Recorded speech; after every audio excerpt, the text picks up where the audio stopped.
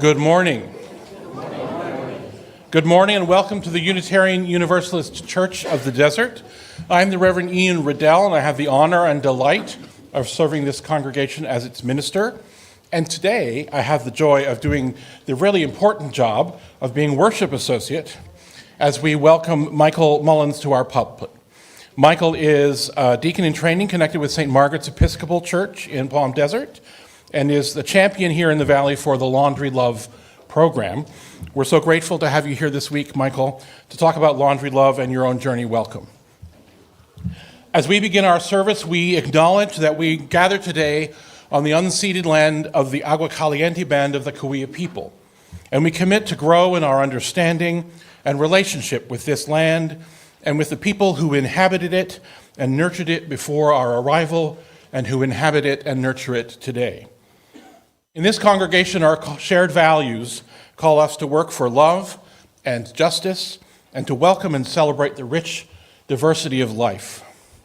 We welcome people of all sexual orientations and gender identities, of all ages and sizes, people of all economic and statuses and professions, of all physical or mental abilities, people of all races and ancestries, and cultures. We'll welcome you wherever you come from, whoever you love, whatever your immigration status or civic engagement. We welcome all those who will learn and grow with us as we commit together to embrace the rich and beautiful diversity of the world, to build a community centered in justice, compassion, and love. You are welcome here. We're glad you're with us today, here in this room and online. Welcome. We're going to ring our Tibetan bowl now and get centered for the beginning of our service. And so I will ring the Tibetan bowl and we will share in the listening of music for centering.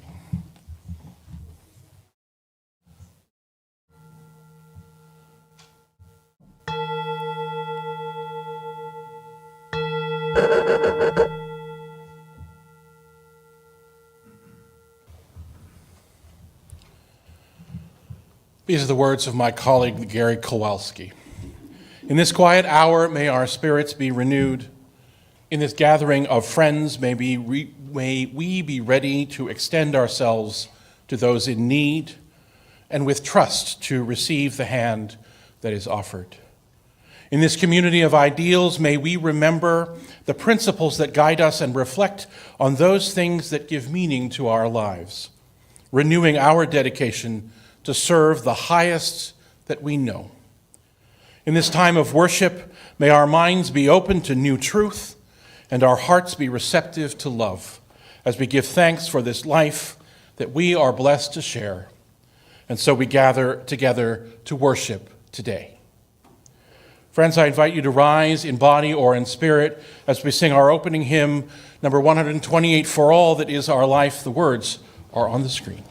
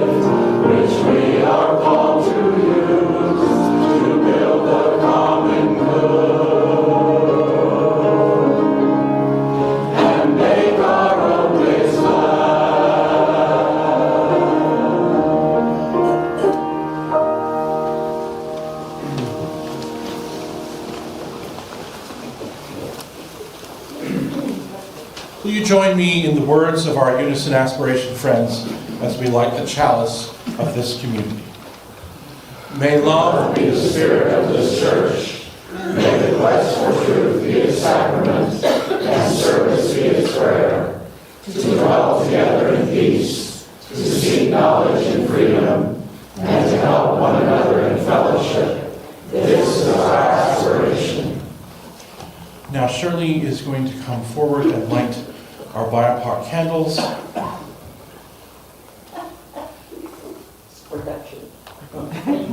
As we share the words that are on the screen. We light these candles in solidarity with Black, Indigenous, and other people of color as we journey together toward spiritual wholeness. May we, as a beloved community, work to dismantle racism and all forms of oppression. May we live out our principles so that justice, dignity, and equity for all prevail.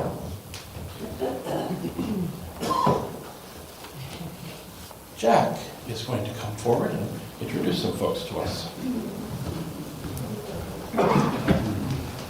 Good morning, everybody. And the one announcement that wasn't made is Happy St. Patrick's Day. I have the great pleasure of introducing our Share the Plate guests today. I've known them for but a short period of time, but their mission, which is clear and you'll hear about it, is remarkable. So please welcome Doug, and please come forward.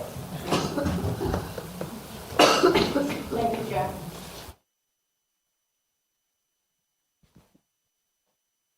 Think about this for a while. Many people are blessed with health insurance. Many people don't have that blessing. And when their health goes sideways, they don't have the privilege of going to a doctor like those who do have insurance have. And that's where Volunteers in Medicine comes in. Let me give you an example. We treat at VIM, we treat the homeless out behind the bushes, under bridges, anywhere they are. We treat people with diabetes who may not even know they had diabetes until they went to the emergency room because they were losing their sight, and they were seen, given a prescription for medicine that they can't afford to fulfill. There was a young man, 30 years old, with a family, wife and children, who had a major stroke at 30. He lost his job, he lost his insurance, he lost his home, he went bankrupt, and when his parents tried to help them financially, it took them down.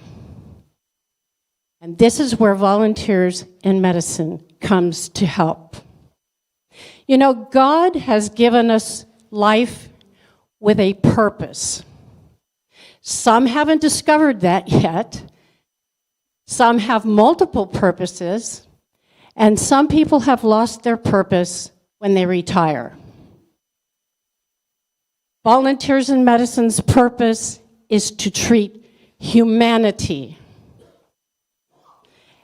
for free, no cost, no copay, no sliding fee scale. So in order to make this happen, I will turn you over to Doug Morin, my boss, and he will tell you how we can make this happen, and hopefully he will give you some inspiration for those of you who need a purpose or more purposes, or if you've retired, what you can do. Thank you, Linda. So I don't know if I'm her boss or she's my boss, but together we make a really pretty good team, and I think that's what we are at Volunteers in Medicine. The only way, as Linda said, that we do the services that we provide is because we rely on volunteers. All of our physicians And nurse practitioners, etc., at the clinic, nurses, medical assistants are all volunteers. They donate close to $500,000 worth of their time each year to serve our patients. So our patients are uninsured, first of all, or they're not able to access their insurance. Maybe they are required to have a CAT scan that's going to cost them $600, and that's just not affordable for them. Or maybe they just recently got on Medi-Cal, but they have to wait 3 months before they get to see the doctor, because that's how long it's taking for that doctor to see a new physician, a new patient. So that's where volunteer in medicine come in, working with the uninsured and the underinsured. And then secondly, low income. That's our other criteria. So that once those people come in, we're able to give them the services that we do, which are medical visits, primary care, as well as other related health services, such as programs for diabetes patients, group education classes. Linda mentioned our street outreach program, where every Tuesday night we go out, and again, as Linda said, it's behind the bushes, it's under the bushes, it's trucking over sand dunes with backpacks on our backs to be able to provide those people with the services that they need. The only way we can do that is through all of you. Your time, your talent, and your treasure. And it's not just from here, it's from around the whole community. We need volunteers. If you're a retired physician and you think our mission, our purpose, is something that aligns with your purpose, reach out to us and see if there's some way that you can help us. If you're a retired nurse, as Margaret is well aware of here, and working, wanting to help back and learn and give more to the community, we're here for that as well. And then, of course, without the treasure, there's always, there's always bills to pay. So the treasure is, your treasure is also important to us. So as I close, just let me say thank you in advance, first of all, for inviting us to be part of your ministry here today, but also for the gift that you will be giving and sharing with us today. No matter how small, no matter how large, every dollar goes directly to patient care. If you want to learn more about us, Linda and I will both be out there at the end, so thank you very much.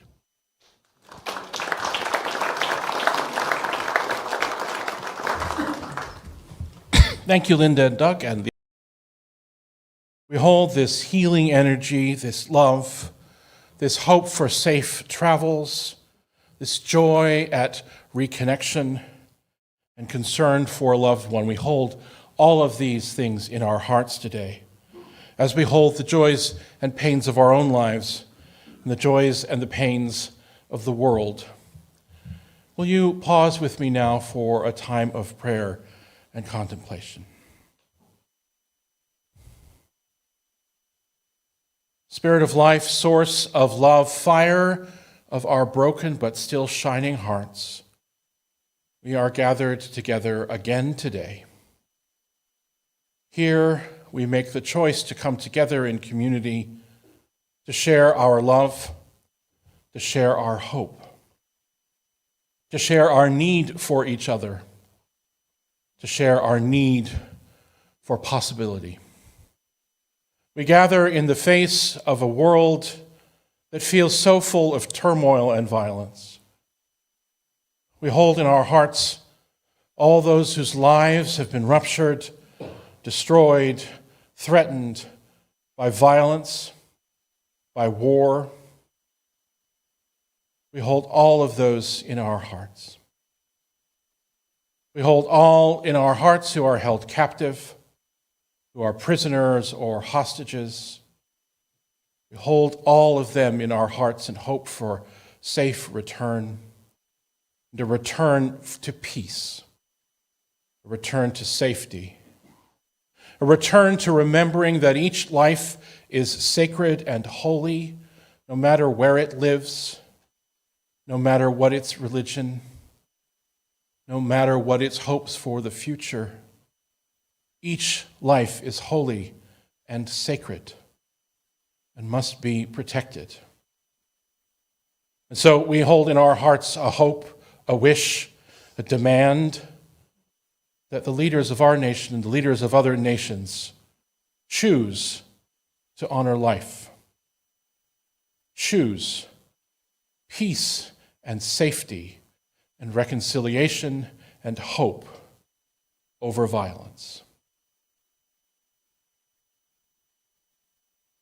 We hold this in our hearts, here in this nation as well as around the world. We come together today, Spirit of Life, to remind ourselves that we are not alone, to remind ourselves that our voices may feel like they falter, but when we speak together, they are powerful. To remind ourselves that we have each other's arm as we move forward, help to move forward. And we are grateful for the community that this place brings us, and grateful for the opportunity to bring ourselves here. So with all of this in our heart, we pause for a moment of silent quiet, resting in the love of this community, and the love that is broader and deeper, the love that sustains all of life. We rest together for a moment.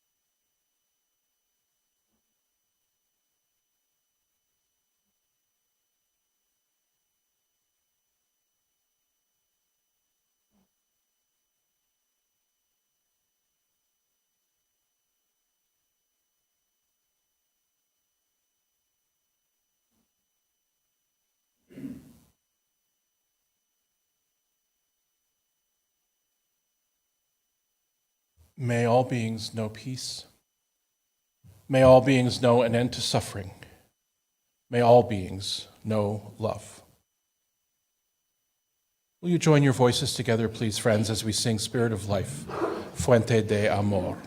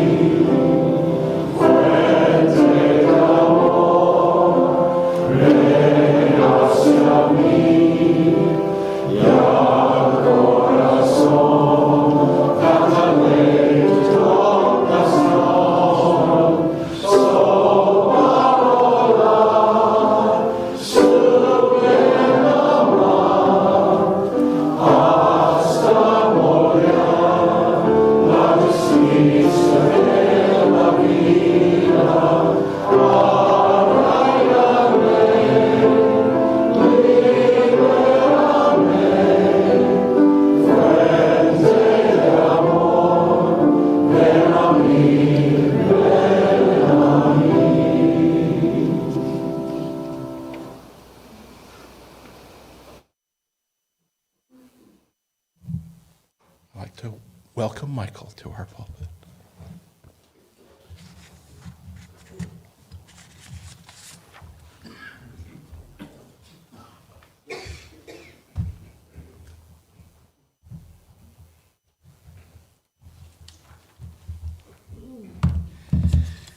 Good morning, all. My name is Mike Mullins, as you probably heard, and I'm going to talk a little bit about Laundry Love and about me and how I got involved in this. And it may or may not be instructive to you, but it's what I'm going to share. So, this is a report to stakeholders in the community that I sent on February 23rd, 2 days after our first Laundry Love. Friends of Laundry Love, it is with enormous gratitude to you and our other supporters throughout the Coachella Valley in proclaiming that our inaugural Laundry Love Wash event, hosted Wednesday evening, February 21st, was an unqualified success. Our guests, dozens and dozens, washed a total of 239 loads of clothes over 3.5 hours. When we got to the wash time laundry for the event, a number of guests had been waiting well over an hour. Our team members engaged them in conversation until we opened our wash event at our firm time of 6 p.m. The atmosphere was upbeat and positive, although all the washers were in full use 20 minutes after we opened, and all the dryers were in use an hour after we opened. The team members who walked alongside our guests were fully engaged with them, helping people find an open washer or dryer as we fed quarters into the machines until the last washed load was in a dryer a little after 9 p.m. The best part of the experience was interacting with our guests, representing a spectrum of people who needed the dignity and healthiness of clean clothes, bedding, and many sleeping bags. Here are some comments and happenings. A male guest, he was about 6'4", wearing pearls, commented, "You guys are saving us 1 quarter at a time." Another guest brought a change of clothes in a backpack. He washed and dried those clothes, after which he changed the clothes in the men's room that he had on, and then he washed that set as well. A woman came in telling a team member that her clothes had just been stolen. The team member, who was a street outreach activist in the CV, had clean clothes in her vehicle and gave them to the guest. 2 separate guests donated some dollars to Laundry Love, telling us that each of them wanted to encourage us and pay it forward. There's 2 separate individuals that weren't connected. Over and over, guests told team members how greatly they appreciated the wash event. Many used words like generous, kind, godsend, and many asked, "Why are you doing this?"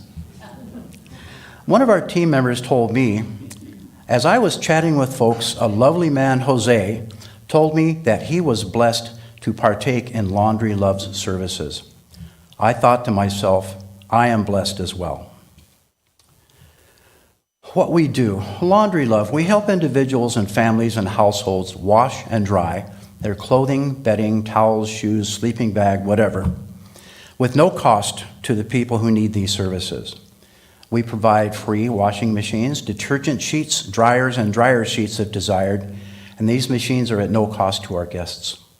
We fully embrace and encourage the inherent worth and dignity of each person, and that we will walk alongside each person in striving for justice, equity, and compassion in human relations.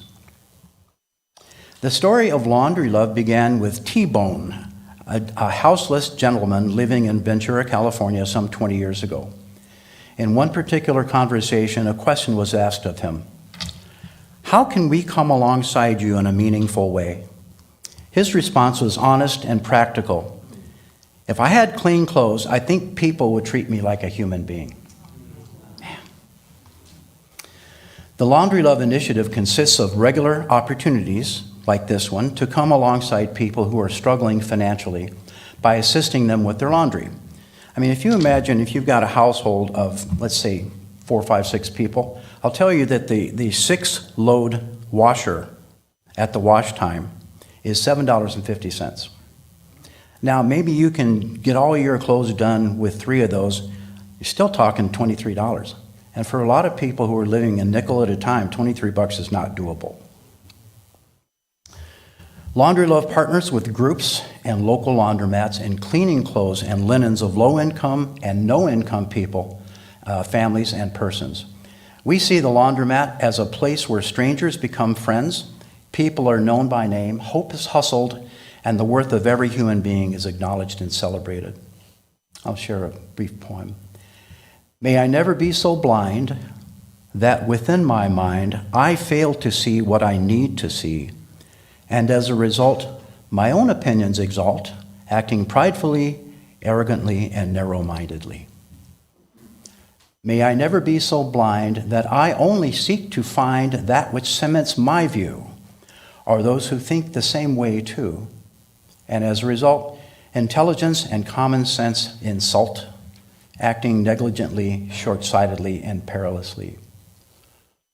May I never be so blind that my affection be confined to only those who please me or who appeal to me, and as a result, compassion and impartiality assault, acting selfishly, indifferently, and shallowly. I came to discover laundry love when my mentor, Deacon Charlene Crean at St. Margaret's in Palm Desert, introduced laundry love to me last summer. She had observed a couple of dozen laundry love missions in Los Angeles area. I am partway through a formation program of education and field experience to become ordained as a vocational deacon in the Episcopal Diocese of San Diego. I needed to consider a pastoral project as part of my field experience, and laundry love has emerged as a perfect fit. As we investigated laundry love, we realized that this mission would require building a small business from the ground up. Any of you who are entrepreneurs, you know what I'm talking about.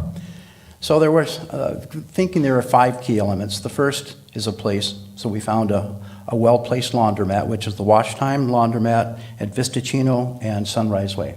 It's the Albertsons shopping, grocery stores right there. Second is we needed to have, if you're thinking in corporate terms, you need employees. Well, that's our volunteers. The third is we need working capitals to convert to quarters to put in the machines.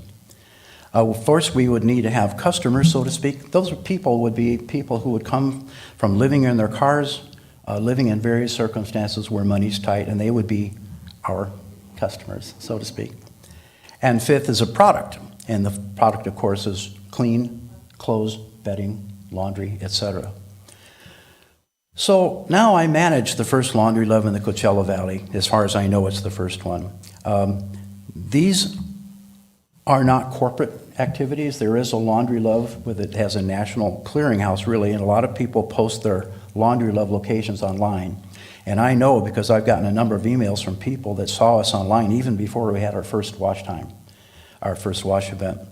I am a member of the Coachella Valley or CV Collaborative, as is Doug, a loose affiliation of people, actually Doug's one of the leaders, faith communities, 501c3s, and nonprofits who meet monthly to share the word of what is available to the unhoused street people and underserved people living, in many cases, under the poverty level. Now, for me, when I was a teenager, growing up as the oldest of 7 children in a Catholic family in the San Fernando Valley in LA, I was an every Sunday churchgoer.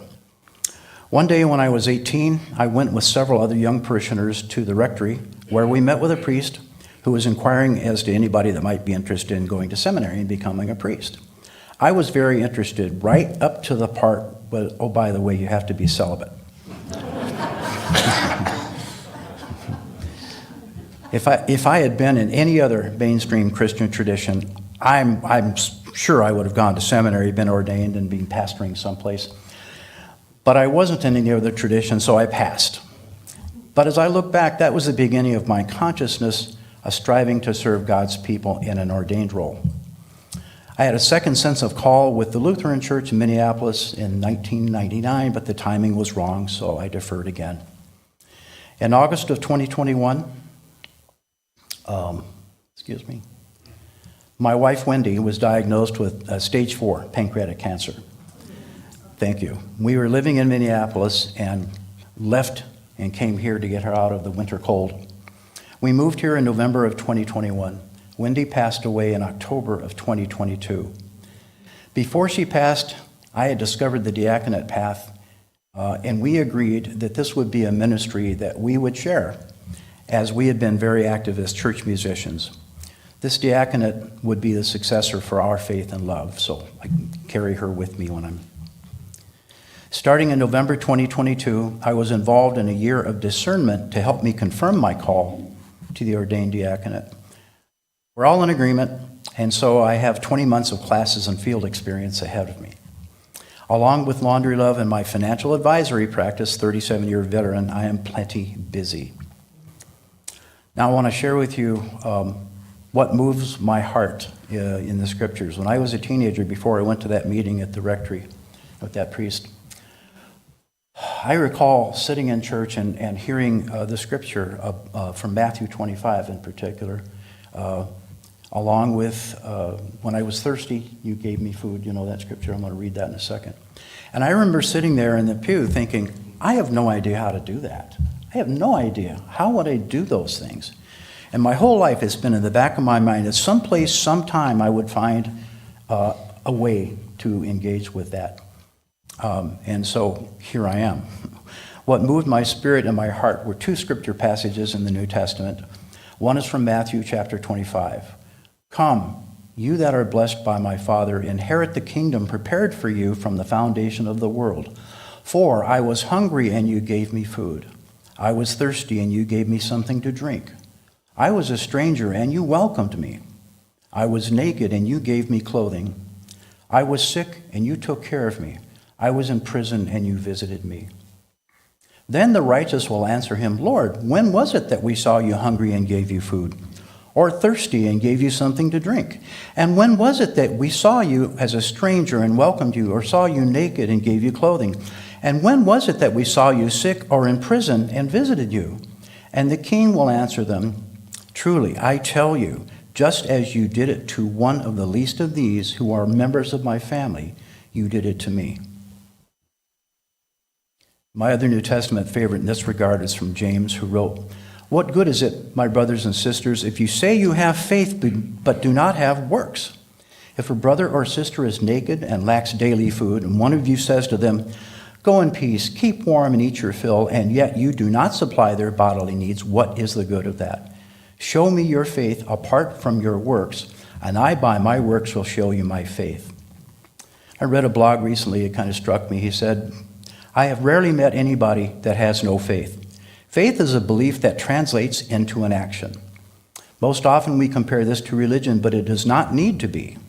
I have faith in prayer, and so I pray, but my faith is that I need to do something too.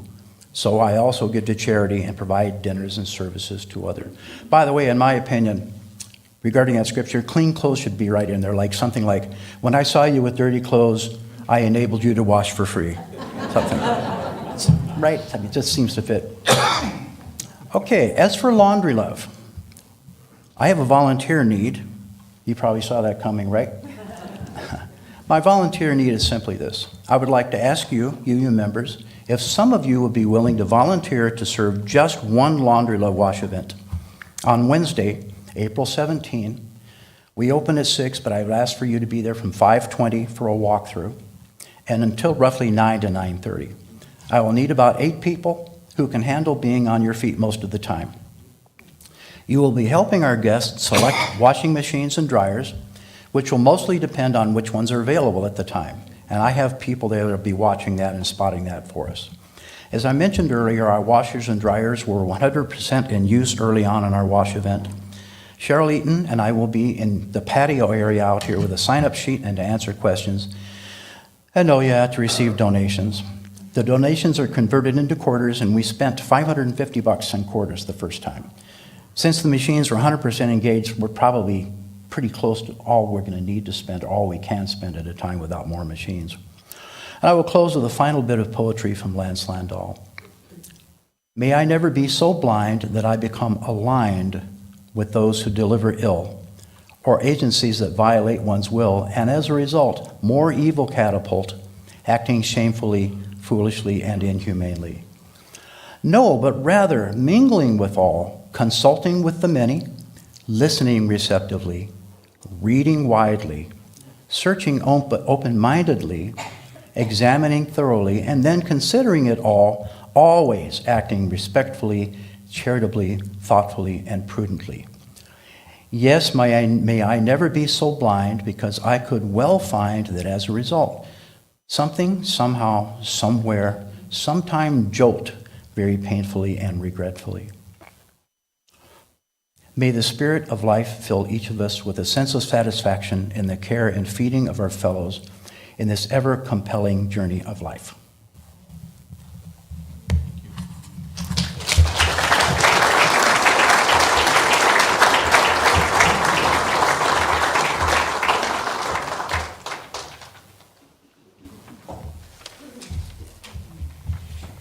Thank you, Michael, for sharing so much about yourself and about Laundry Love. We're really grateful for you being here today.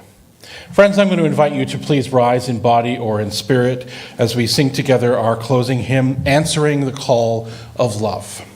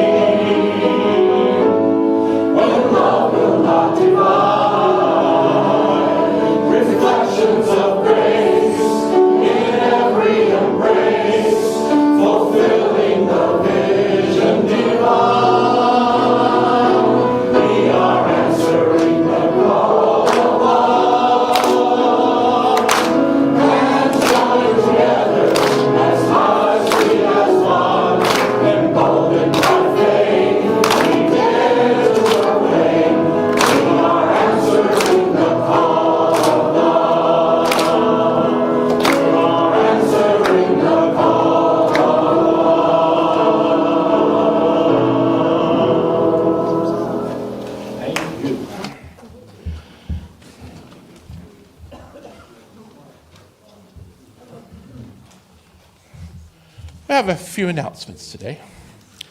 2 announcements for our Social Justice Committee. Who do you want to nominate for Share the Plate? Share the Plate is what we're doing today.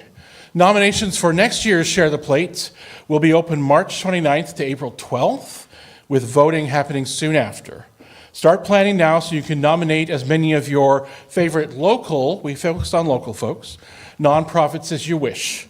The top 8 organizations will be our Share the Plate recipients for October 2024 through June 2025, and will be unveiled at the end of our annual meeting. If you have any questions about that, take a look at our newsletter or contact Denise Jansen-Eager. Every time a parent feeds a baby, they show an act of love. But many folks in the East Valley, many families are facing financial hardship, and so basic necessities like formula can feel like an insurmountable challenge. We're hoping to change that, as you may have noticed over the past months, with our formula on the 4th. So next Sunday, you can help these families feed their babies by bringing just one 12.5-ounce can of Enfamil infant formula, 0 to 12 months. I'm being specific because the folks at Galilee Center are specific. So this is what they would like. So Enfamil, 12.5-ounce cans of Enfamil infant formula, 0 to 12 months. Show the can, it says. You can get these at Target or Walmart, online, or in the stores for around $19. And we will deliver your generous donations to Galilee Center to be handed out to families with babies at their next formula and diaper distribution. So any questions, you can ask Denise Jansen-Eager or Sue Kasperi or any of the members of our Social Justice Committee. Jane Zahn has an announcement to make.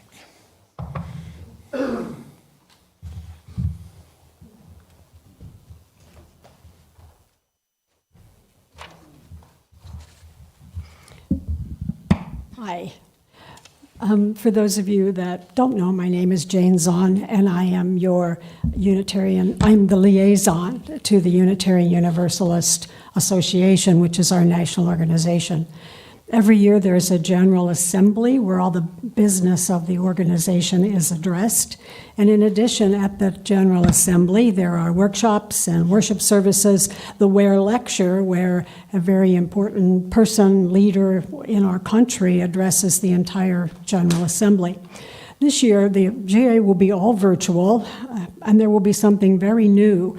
The UUA staff and UUA-affiliated organizations will facilitate cohort groups. Some of these topics include disability justice, climate justice, lay leadership, and many, many more. So it's a really exciting opportunity to meet UUs from across the country that are interested in the same topics that you're interested in. And this is the first time that they've done that. Plus, this year is the final vote for our UUA bylaw changes to Article 2. We have been talking about these changes all year. Reverend Ian from the pulpit, in our chalice circles, President Bob's message in this month's newsletter, and in all the articles that I hope you're reading, that I'm flooding you with in the newsletters on the GA. So look for where principles are included in the values and in the covenants associated with each value, because what's happening, of course, with Article 2 is we're coming up with changes to the bylaws. So it doesn't have a list of principles, it has a circle of values. That's sort of how I look at it. So we will soon have an opportunity after a worship service, both in person and virtually, to meet and discuss these pending changes further. So there are many, many reasons to attend this year's General Assembly. So there's a link in the newsletters for registration, and if you have any questions, just ask me. Thank you.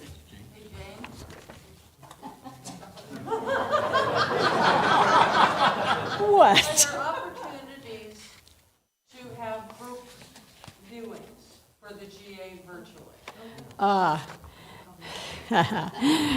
Okay, there are opportunities for group viewings for certain events.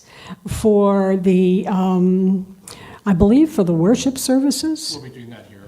Yeah, the Sunday morning worship service will be broadcast here. And for the business meetings, if you're interested in that, those would be available. But you have to register for the whole event in order to attend the workshops and the Ware Lecture and some of the other events.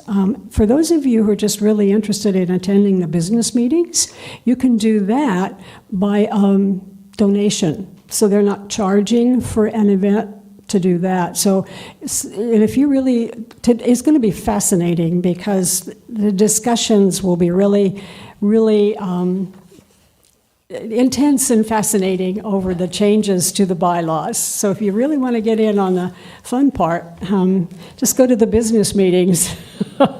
Okay, thank you.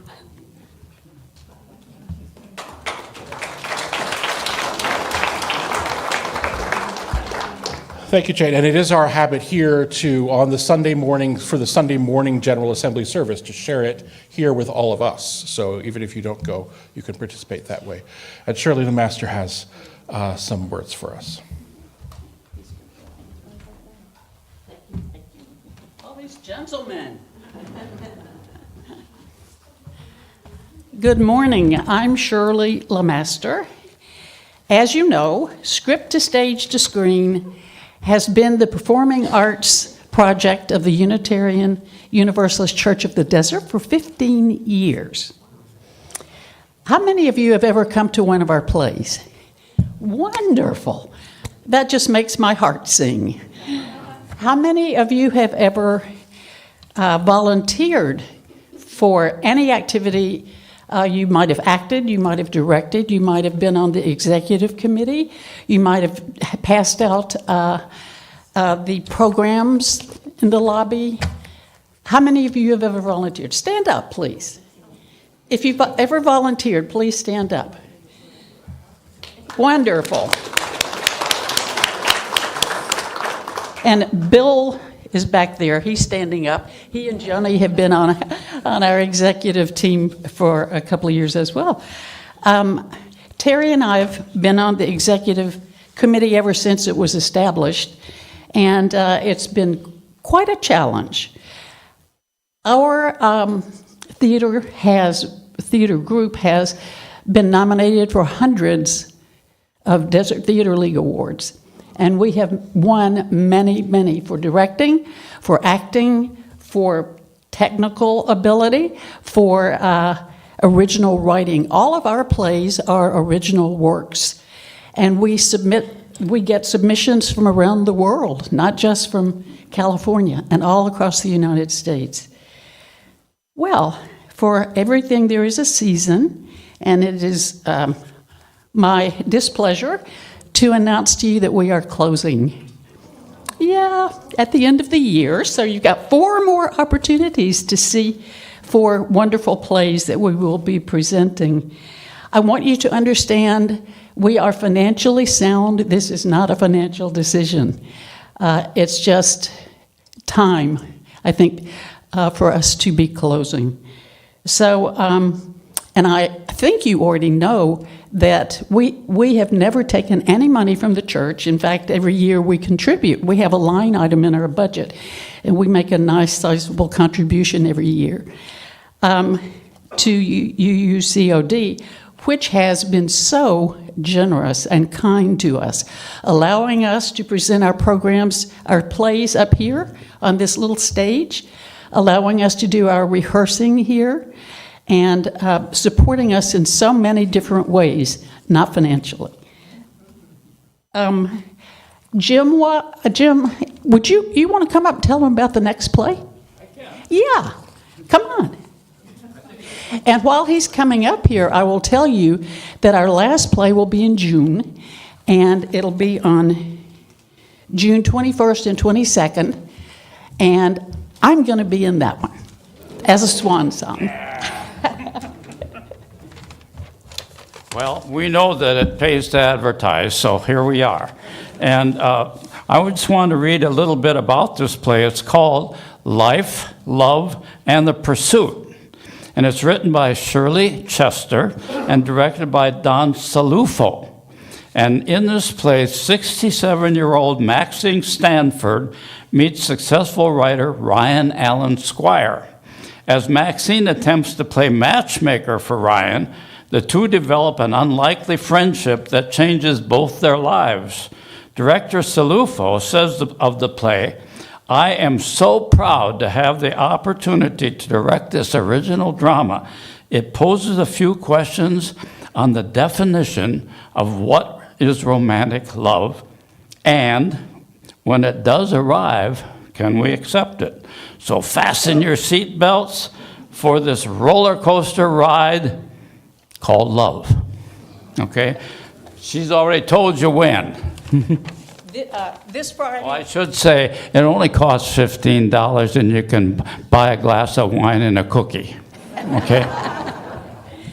And I think I did fail to tell you, it is going to be on March 22nd, March 23rd at 7:30 p.m. right here.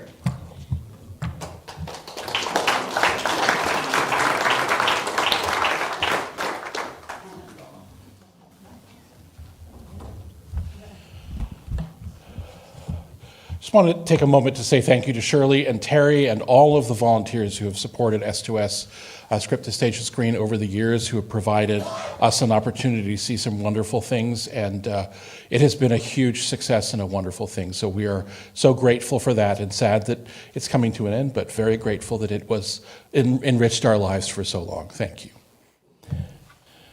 Those are our announcements today, friends. There are more in the order of service, of course, or in our newsletter. If you're interested in finding out more about us, if you're new and interested in finding out more, you can send an email to admin@uucod.org, where you can sign up for our newsletter, get more information about our services. And if you were late in coming, not late, if you were coming towards the end and sat down without checking in with our greeters beforehand, just say hello to Tracy or Randy and let them know you were here today. They'd love to hear from you. So Friends, we are going to extinguish our chalice now. So I would invite you to join me with the words that are on the screen as we extinguish the chalice of this community. We extinguish this flame, but not the light of truth, the warmth of community, or the fire of commitment. These we carry in our hearts until we are together again.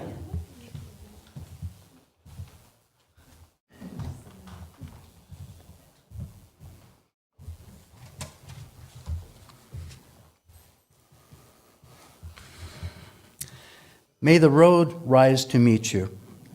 May the wind be always at your back. May the sun shine warmly upon your face, and rains fall soft upon your fields. And until we meet again, may the Spirit of life hold you in the hollow of their hand.